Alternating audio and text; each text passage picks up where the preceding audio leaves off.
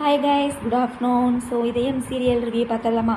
அதுக்கு முன்னாடி நம்ம சேனலை சப்ஸ்கிரைப் பண்ண மறந்துடாதீங்க. லைக் பண்ணுங்கள், ஷேர் பண்ணுங்கள், கமெண்ட் பண்ணுங்கள்.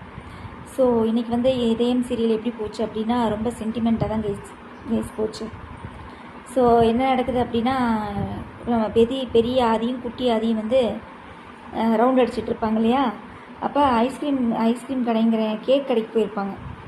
அவள் தான் மித்ரா தான் கேக்கை வெட்ட விட மாட்டாள்ல, அதனால் கேக்கு வேணும்னு சொல்லி நம்ம குட்டி ஆதித்யா கேட்டிருப்பாப்புல.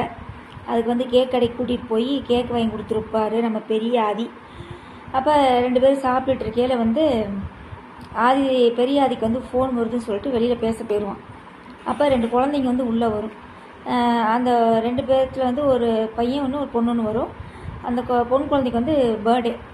அந்த குழந்தை வந்து அந்த வெள்ளை கலரில் ஒரு கேக் இருக்கும், அதை பார்த்து ரொம்ப ஆசைப்படும். உடனே அந்த ஓனர் வந்து என்னப்பா வேணும் அப்படின்னே, இந்த மாதிரி கேக் வேணும், என் தங்கச்சிக்கு பிறந்த நாள் அப்படின்னு சொன்னோன்னே, அப்படியா என்ன கேக் வேணும் அப்படின்னா அந்த கேக் காமிப்பார். ஸோ காசு வச்சுருக்கியா அப்படின்னு கேட்டோன்னே, இருக்குது 100 ரூபா இருக்குது அப்படின்னு சொல்லுவாப்புல. ஸோ 100 ரூபா இருக்குது அப்படின்னோடனே, டே அந்த கேக்கே 2000 ரூபாடா, நீ எப்பறம் 100 ரூபா கொடுத்து வாங்குவ, முதல்ல 2 பேரும் போங்க அப்படின்னு சொல்லி விரட்டி விட்ருவாப்புல.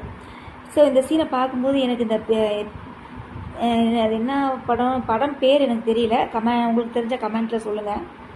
2 குழந்தைங்க இப்படி தான் வந்து பீஸாவுக்கு போய் வெளியே விரட்டி விட்டுருவாங்க. அப்புறம் கடைசியில் போய் காசை கொடுத்து அந்த பீஸாவை திங்கும்போது, சரி இந்த கருமத்தையாட நம்ம இத்தனை நாள் திங்கணும்னு ஆசைப்பட்டோம், அதுக்கு நம்ம ஆயா வைக்கிற குழம்பே நல்லா தாண்டா இருக்கும் அப்படின்னு சொல்லிட்டு போவோம்.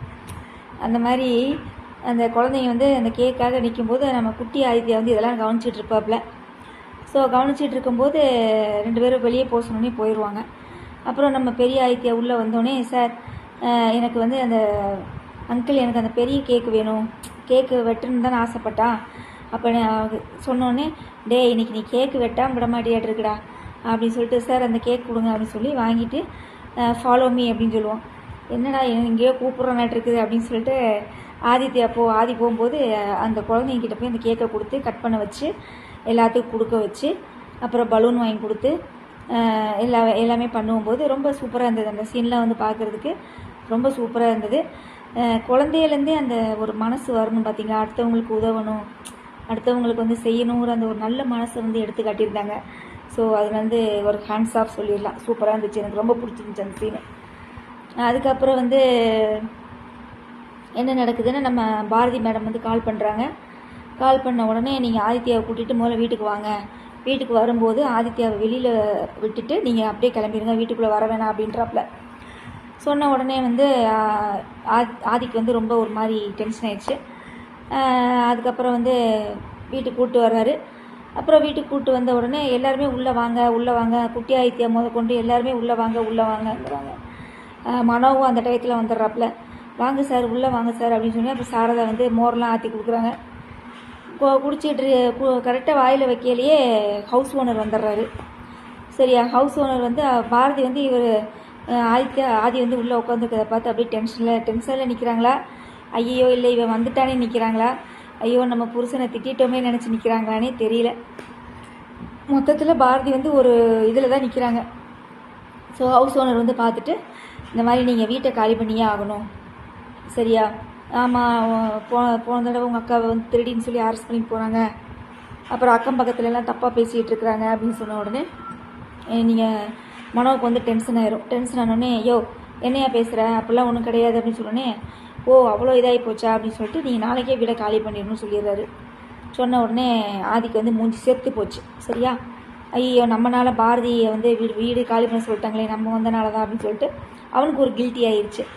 ஸோ சொன்ன உடனே, சாரி பாரதி, நானாக வரல, கூப்பிட்டாங்கன்னு தான் வந்தேன். இனிமேல் வந்து பாரதி வந்து சொல்லுவாள், நான் வாழ்க்கையில் வந்து நிறைய விஷயங்களை பார்க்கக்கூடாதெல்லாம் நான் பார்த்து நான் ரொம்ப கஷ்டப்பட்டுட்டேன். எனக்கு அந்த வார்த்தை சொல்லும்போது ரொம்ப பிடிச்சிருந்துச்சி. வாழ்க்கையில் நான் நிறைய அழுதுட்டேன் அப்படின்னு சொல்லுவாள். அது ரொம்பவே அந்த வார்த்தைக்கு வந்து நிறைய அர்த்தம் இருக்குது. சரியா, ஏன்னா அவள் அவ்வளோ தூரம் அழுதுருக்கா. 5 வருஷ வாழ்க்கையில் வந்து அவள் அவ்வளோ தூரம் கஷ்டப்பட்டு அந்த குழந்தைங்களை வளர்த்து செஞ்சு அவ்வளோ தூரம் அவள் கஷ்டப்பட்டுருக்கா. இவனுக்கு வந்து அவங்க அம்மா வந்து இழந்ததோடு சரி, அந்த இழப்பு முடிஞ்சது. சரியா, ஆனால் காலம் பூரா வந்து புருஷன் இல்லாமல் கஷ்டப்படுற வேதனை இருக்குது பார்த்தீங்களா, அது சொல்ல முடியாத ஒரு வேதனை. அது கண்ணுக்கு முன்னாடியே புருஷன் இருந்தும் புருஷனை கூப்பிட முடியாமல், புருஷனை கொஞ்சம் முடியாமல், அந்த தமிழ் பாப்பா வந்து அங்கிள் அப்பான்னு கூப்பிட முடியாமல் அங்கிள் அங்கிள் அங்கிள்னு கூப்பிட்டு, குட்டி ஆதித்யா அப்பான்னு கூப்பிட வேண்டியவரை கொண்டு போய் அங்கிள் அங்கிள்னு கூப்பிட வச்சு, இதெல்லாம் ரொம்ப எவ்வளோ ஒரு மன வேதனை தரும் தெரியுமா? சரியான மனவேதனை தரும். அந்த மாதிரி சூழ்நிலையில் தான் பாரதி இருக்காப்புல. ஸோ சொன்ன உடனே வந்து ஹவுஸ் ஓனர் வீட்டை காலி பண்ண சொன்னோடனே சாரி பாரதி அப்படின்னு சொல்லிட்டு அப்புறம் இந்த குழந்தைங்க 2 பேர்த்துக்கு முத்தம் கொடுத்துட்டு வெளியே போயிடுறாரு. போன உடனே இங்கே பாரதி வந்து அதை நினச்சி அழுகிறாங்க. அதோட தான் முடிக்கிறாங்க. இதுக்கு இடையில என்ன சீன் வருது அப்படின்னா, நம்ம மித்ரா அக்காவை காமிக்கிறாங்க. மித்ரா அக்காவை காமிக்கும்போது என்ன சொல்கிறாங்கன்னா, ஸ்வீட் செஞ்சு கொண்டு வர்றாங்க. குலோப் ஜாமுன் இருக்குல்ல, குலோப் ஜாமுன்னு, அந்த குலோப் ஜாமுனை செஞ்சு கொண்டு வர்றாங்க. அவங்க அண்ணன் கூட பிறந்த தங்கச்சி அவங்க அன்னிக்காரி எல்லாம் உட்காந்து திங்கிறாங்க நல்லா இருக்குன்னு. அப்போ ஆதி இவனில் வர்றாப்புல, இந்தாங்க ஆதி ஸ்வீட் சாப்பிடு. நான் கூட நினச்சேன் மித்ராவை அடித்தங்காட்டி இவ கோவமாக இருப்பா, பொருளெல்லாம் போட்டு உடப்பா, அவங்க அண்ணங்கிட்ட சண்டை போடுவான்லாம் நான் நினச்சேன். ஆனால் அந்த மாதிரிலாம் எதுவும் நடக்கலை. ஒரு மாதிரி கூல் மைண்டராக தான் இருந்திருப்பாளாட்டிருக்குது.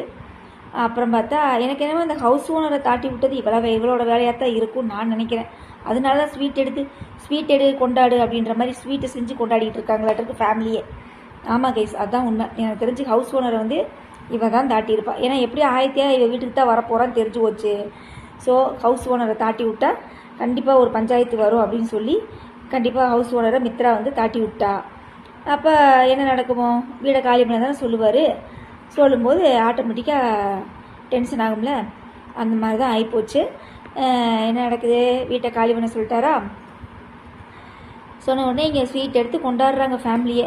சொன்னே ஆதி வந்து நின்னோடனே மித்ரா நம்ம வந்து உடனே வந்து இமீடியட்டாக அமெரிக்கா கிளம்பணும் அப்படின்னு சொன்ன உடனே எல்லாத்துக்கும் ரொம்ப சந்தோஷம் இல்லையே, ஷாக் ஆகுறாங்க எல்லோரும். மித்ராவுக்கு அதை விட ரொம்ப சந்தோஷம். நான் இதை எக்ஸ்பெக்ட் பண்ணவே இல்லை. ஆக்சுவலாக வந்து அவள் பாரதியை தான் வந்து இது பண்ணுன்னு சொல்லிகிட்டு இருந்தான். கடைசியில் பார்த்தா இது 2 தான் ஊரை விட்டு கிளம்ப போகுதுங்க. நீ என்ன நடக்க போகுதுன்னு தெரியல கைஸ். நீ டேரக்டர் என்ன ட்விஸ்ட் வச்சுருக்காருன்னு தெரியல. ஒருவேளை ஏரோப்ளேனில் ஏறும்போது கூட ஆதிக்கு ஞாபகம் வருமோ என்னமோ, இல்லை ஏரோப்ளேனில் போய் அமெரிக்காவில் போய் ஞாபகம் வருதோ என்னமோ. எப்போ தாண்டா ஆதிக்கு ஞாபகம் வரும்? முடியல எங்களால். மித்ராவோட அந்த வில்லத்தனம்னா எப்போ ஆதித்யாவுக்கு தெரிய வரும்? ஐயோ சீக்கிரம் நல்லபடியாக அந்த கதையை முடிங்கடா, இழுக்காதீங்கடா ஜவ்வாட்டம். பார்க்க முடியல. அது இந்த பாரதி படுற வேதனையை நம்மளால் சுத்தமாக பார்க்க முடியல. ரொம்ப கஷ்டம். அதாவது கட்டின புருஷனை இன்னொரு பொண்ணோட வச்சு இது பண்ணும்போது, கல்யாணம் நடக்கும்போதெல்லாம் அதெல்லாம் எப்படி ஒரு வலிக்கு தெரியுமா மனசு? சரியான ஒரு வலிக்கும். அவள் பேசாமல் 5 வருஷமாக நிம்மதியாக குழந்தைங்களோட இருந்தானா அப்படியே லைஃப்பை கொண்டு போயிருக்கலாம். புரியுதுங்களா? இவன் வந்து மித்ராவை கட்டட்டும், வேறு எந்த நாயை நக்கலையே என்னத்தையே கல்யாணம் பண்ணிட்டு போய் தொலையட்டும். அப்படியே அவன் வாழ்க்கையை அப்படியே அவன் செட்டில் பண்ணிவிட்டு இவ வாழ்க்கையை இப்படியே செட்டில் பண்ணியிருந்தாங்கன்னு வச்சுக்கோங்க, எங்கிட்டும் ஏதாவது பார்க்குற மாதிரியாவது இருக்கும். சரி, ஒரு குழந்தைங்கள வச்சு ஒரு நல்ல சூப்பராக வளர்த்து ஒரு ஆளாக்கி பெத்ததாயே அவளோட கடமையை செஞ்சுருக்கா அப்படின்னு சொல்லும்போது அது ஒரு பார்க்குறதுக்கு நல்லா தான் இருக்கும். இது வந்து கண்ணு முன்னாடியே புருஷன் இருக்கிறான், அவனை புருஷனை கூப்பிட முடியல, கொஞ்சம் முடியல, ஆதித்யான்னு அவனை இது பண்ண முடியல, அவனுக்கு பிடிச்சதெல்லாம் செஞ்சு கொடுக்க முடியல. அந்த பிள்ளைங்க 2 அங்கிள்னு கூப்பிடுது. இதை பார்த்தாலே பெத்ததாய்க்கு எவ்வளோ வருத்தமாக இருக்கும். புரியுதுங்களா? அது மட்டும் இல்லாமல் அந்த சாரதாக்கும் அந்த பாட்டிக்கும் எவ்வளோ ஒரு மனவேதனையாக இருக்கும்ப்பா. ஒன்றும் சொல்லிக்கிற மாதிரியே ஒன்றும் இல்லை. ஓகே கேஸ், வேறு என்ன, அவ்வளோதான். ரிவ்யூ பண்ணிட்டேன்னு நினைக்கிறேன். இதுக்கு மேலே இந்த சீரியலை ரிவ்யூ பண்ணுறதுக்குலாம் ஒன்றுமே இல்லை. அதுக்கப்புறம் வேறு என்ன சீரியலு, வீரா சீரியல் வந்து இன்னமும் இந்த சாப்பாடெல்லாம் செஞ்சு விற்கிறாங்க, வீராவும் மாறணும். அதுக்கப்புறம் வந்து அதையும் கெடுக்கிறாப்புல நம்ம விஜயக்கா.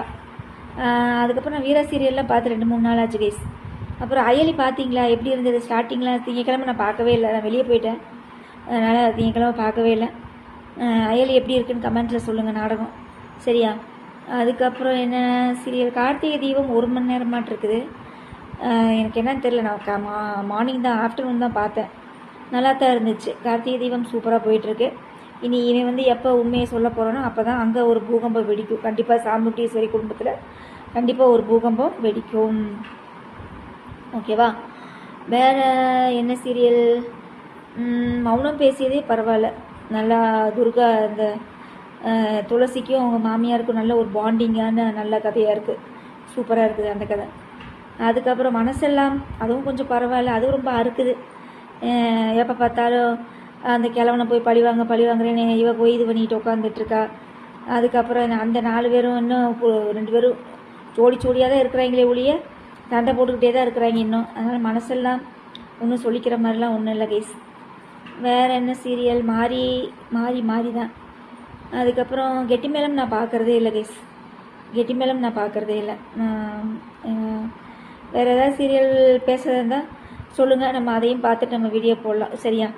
சரி, ஓகே. இதயம் சீரியல் இன்றைக்கி வந்து ரொம்ப சூப்பர்னு சொல்ல முடியாது, கொஞ்சம் பரவாயில்ல, அவ்வளோதான். நீ நாளைக்கு எப்படி இருக்க போகுதுன்னு தெரில, வெயிட் பண்ணி பார்க்கலாம்.